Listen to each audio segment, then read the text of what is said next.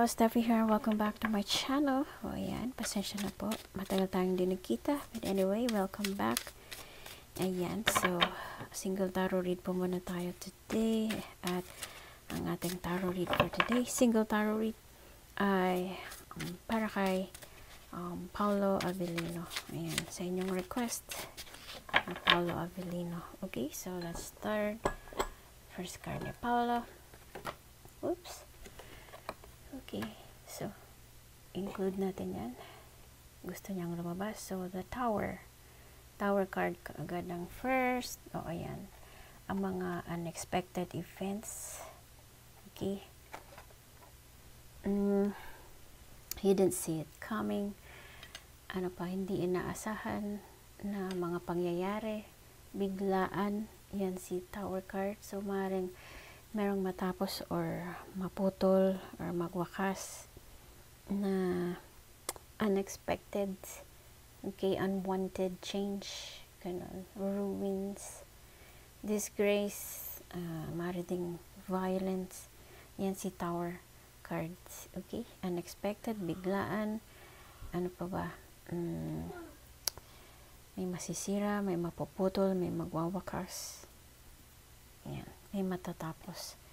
Alright, so basahin din natin to. Gusto din lumabas si Three of Wands. O ayan, mukhang nakatingin sa malayo, merong hinihintay, maring naghihintay ng results. Kung meron mang business siguro or investment, ayan, naghihintay siguro ng profit or ng balik. Otherwise, meron siyang ka-collab or ka-teamwork, maring sa business, maring din sa project. O ayan, yan si Three of Wands. Okay, teamwork, commerce, expansion, maring ding travel or maring naka-travel siya ngayon or may travel plans. Okay, alright, so next, Hermit. O ayan, si Hermit cards. O diba, bilang ermitanyo, may wisdom or talino. So maring nagninilay-nilay ngayon, nag-iisip, maring ding nagpapakalayo-layo or ano lang, gusto lang niya yung moments alone para makapag-isip, para malaman ng true purpose sa buhay. Ayan, dumarating din talaga sa buhay yung mga moments na ganyan, okay, na malalim ang pag-iisip, may maraming katanungan, self-reflection, ganon. Yan si Hermit cards. Okay, quest for personal truth. Alright, or nagre-reflect sa buhay. Okay, next card, si Ten of Coins. O ayan, Ten of Coins, maaaring makatanggap ng mana or meron siyang pamana or siya mismo yung magbibigay ng mana, o diba, kaperahan. Okay, or maaaring ito yung kanyang retirement plan na kailangan stable, available ang resources, at mag-sitting pretty na lang pagka nag-retire. Okay, kaya pinagsisikapan niya ito. Alright, next card, Four of Swords. So maaaring yan ang kanyang silence or pagiging tahimik or hindi mo na nagsasalita, kaya merong ermitanyo dyan.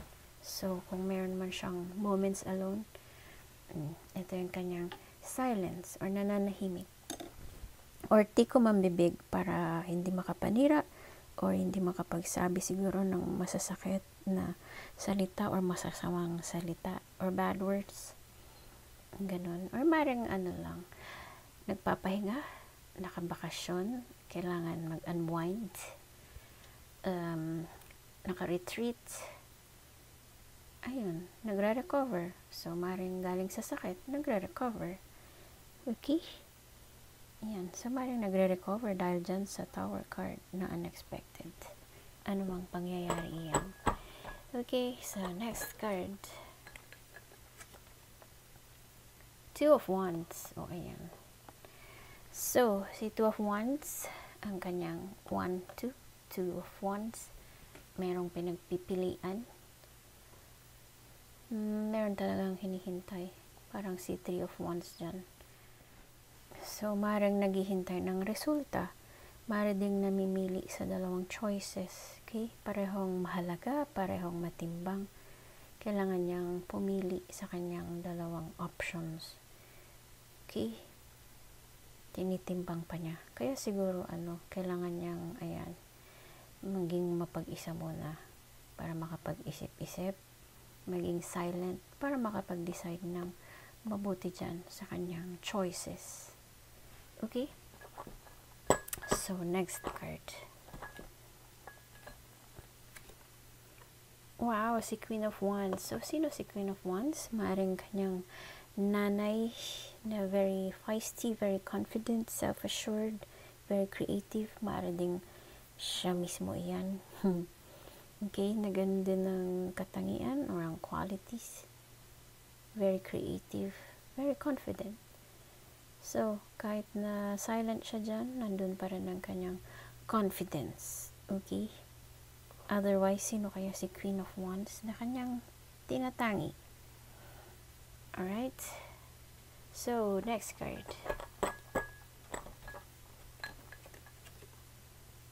Si Ten of Wands. But parang Wands naman yan. Puro Wands. Okay, so si Ten of Wands, kailangan niya siguro talagang mag-retreat. Ayan. Mag-travel. Mag-unwind. Kasi napapagod din siya. Yan ang kanyang tire. Ang exhaustion, siguro dahil sa dami ng responsibilities, sa dami ng ginagawa sa trabaho, or sa dami ng task or tungkulin, ayan, napapagod din siya. Kailangan din niyang magpahinga. Okay? Ayan, workaholic, rest din. Okay? Ayan, kailangan talaga may rest dito sa card na yan. Alright.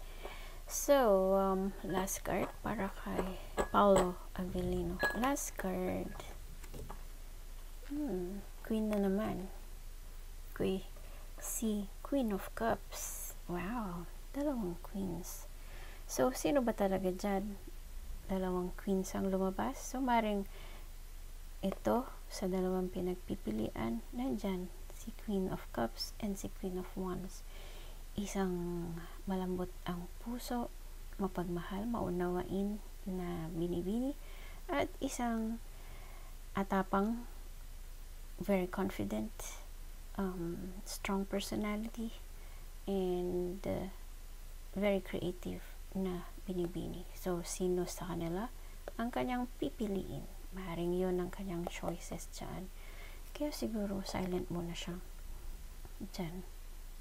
Okay? Interesting. Okay, so ang first card ay ang biglaan or hindi inaasahang mga pangyayari. Maaaring may maputol, magwakas, may matapos. Ang last card, si Queen of Cups na very nurturing. Or maaaring, yan, hindi kaya yun ang magwawakas or mapuputol ang relationship with Queen of Cups. Sino nga si Queen of Cups?